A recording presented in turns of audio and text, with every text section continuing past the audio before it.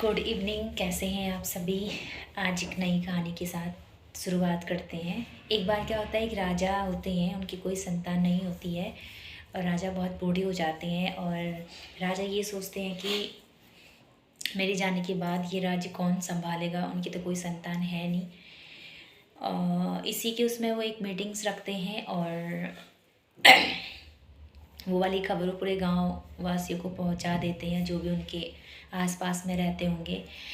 तभी उन्हीं के पास में से एक लड़के को ये न्यूज़ मिलती है और वो उस बारे में सोचता है कि मैं उनका राज्य संभालूं। लेकिन वो बहुत गरीब होता है। उसके पास राजा के पास जाने के लिए कपड़े भी नहीं होते हैं। वो सोचता है कि राजा के पास जाने के लिए तो मैं चले जाऊँगा, लेकिन ऐसे गंदे से फटे से कपड़ों में या फिर थोड़ा बेकार से कपड़ों में वो कैसे जाएगा। तो थोड़ी बहुत कहीं ना कहीं से अपने पापा से बोलता है कि पापा मुझे एक जैकेट चाहिए राजा के पास जाने के लिए। और मतलब एक तरह से उसका वो इंटरव्यू होता है। इंटरव्यू में जाने के लिए वो पापा से बोलता है और उसके पापा थोड़ी बहुत कहीं ना कहीं से जुगाड़ करके उसके लिए एक जैकेट ले लेते हैं। फिर वो बच्चा जाता है राजा के पास।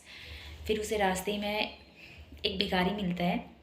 उस भिखारी के पास मतलब कुछ भी नहीं होता, बहुत ज़्यादा ठंड होती है और वो भिखारी ठंड से काँप रहा होता है और उसके पास ना कुछ नहीं होता। वो उस लड़के से बोलता है कि बेटे मेरी एक मदद कर दो।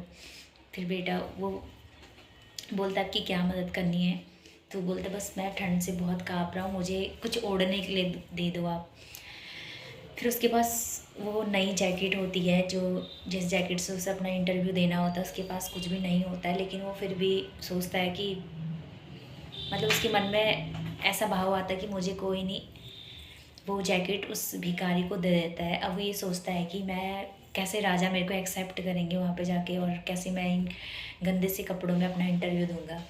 और जब वो राजा के पास जाता है तो वो राजा को देख के उसके पाँव तले ज़मीन खिसक जाती है, क्योंकि जो भिखारी उसने देखा था वही वो राजा था। वो वहाँ भिखारी बन के गए थे उस लड़के के पास। और जब वो लड़का उन्हें राजा के उसमें देखता है तो वो उन्हें ये बोलता है कि अभी तो मैंने आपको देखा था बाहर, आप शायद भिखारी बन के आप आए थे। तो राजा बोलता है हाँ मैं वहाँ पे भिखारी बन के आया था।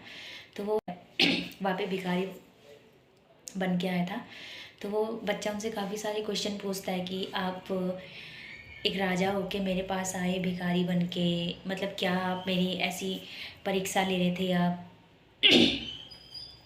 क्या आप मेरे से वो करना चाह रहे थे। तो उसके बाद राजा राजा उसके सारे सवालों का जवाब देता है। राजा ये बोलता है कि वैसे तो मदद सब लोग करते हैं, अगर मैं आपको यहाँ पर्सनली बुलाता तो शायद आप मैं आपके मन का जो भी आपके मन में है, आप अच्छे इंसान हैं, मैं आप नहीं समझ पाता। लेकिन आपने आपका इंटरव्यू आप इंटरव्यू में जा रहे थे, आपके पास वो जैकेट थी, जैकेट के बिना आपका इंटरव्यू नहीं हो पाता, फिर भी आपने उस भिखारी को जैकेट दी।